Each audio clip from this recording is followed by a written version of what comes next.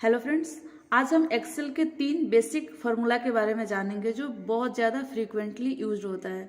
अगर आप एक्सेल में काम करते हैं तो आपको इन तीनों फार्मूला के बारे में बेसिक नॉलेज होना ही चाहिए। तो सबसे पहला जो हमारा फार्मूला है उसका नाम है काउंट।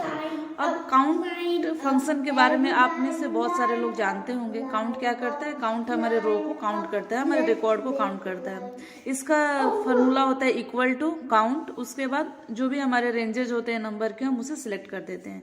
काउंट क्या करता है? काउंट सिर्फ न्यूमेरिक वैल्यू को काउंट करता है, यानी कि हमारे पास अगर रिकॉर्ड में कोई भी अल्फाबेट होगा तो उसको स्किप करेगा, सिर्फ जिस जिस सेल में नंबर होगा उसी को काउंट करता है। तो काउंट फंक्शन का काम होता है, सिर्फ एक्सेल फंक्शन काउंट का काम होता है जो भी सेल में जो न्यूमेरिक वैल्यू होता है उसे ही काउंट करना। यहाँ पे देखिए हमारे पास 8 रिकॉर्ड्स है, लेकिन हमें काउंट का रिजल्ट 7 मिला है क्योंकि एक रिकॉर्ड अल्फाबेट है, इसीलिए हमारा जो भी रिजल्ट आया है वो 7 आया है।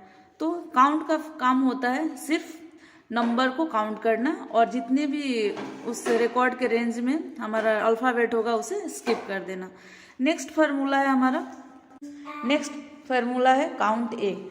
तो हम अभी देखें काउंट फंक्शन में हम क्या देखें कि काउंट जो फंक्शन है सिर्फ नंबर वाले सेल को ही काउंट करता है और टेक्स्ट वाले सेल को स्किप कर देता है।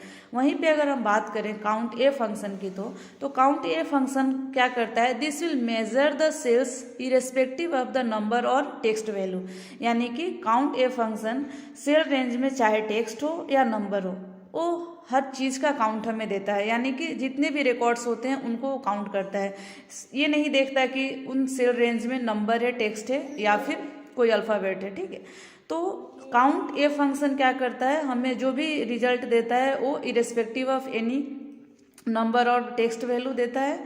यानी कि आप देख सकते हैं कि सेम रिकॉर्ड में यहाँ पे कॉपी करी और काउंट ए फंक्शन पे काम करी हूँ, तो आप यहाँ पे देख सकते हैं कि 8 रिजल्ट आया। क्यों? क्योंकि ये जो सेल रेंज में है ना, ए है, उसको भी इंक्लूड करके हमारा रिजल्ट आया है।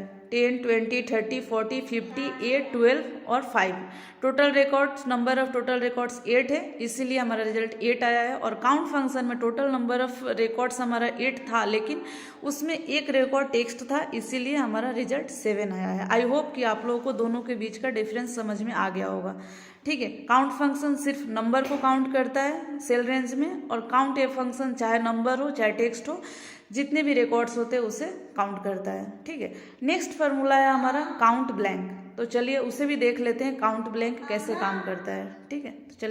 तो फ्रेंड्स, काउंट ब्लैंक फार्मूला क्या करता है? हमारे पास जितने भी रिकॉर्ड्स होते हैं उनमें से जितने भी ब्लैंक वैल्यू होता है ना, ब्लैंक सेल होता है, उसे रिजल्ट देता है, उसका रिजल्ट देता है। तो ठीक है, तो हमारा काउंट फंक्शन क्या किया? हमारे जितने भी न्यूमेरिक वैल्यू है उसे काउंट किया। काउंट ए फंक्शन चाहे न्यूमेरिक हो या टेक्स्ट है उसे काउंट किया।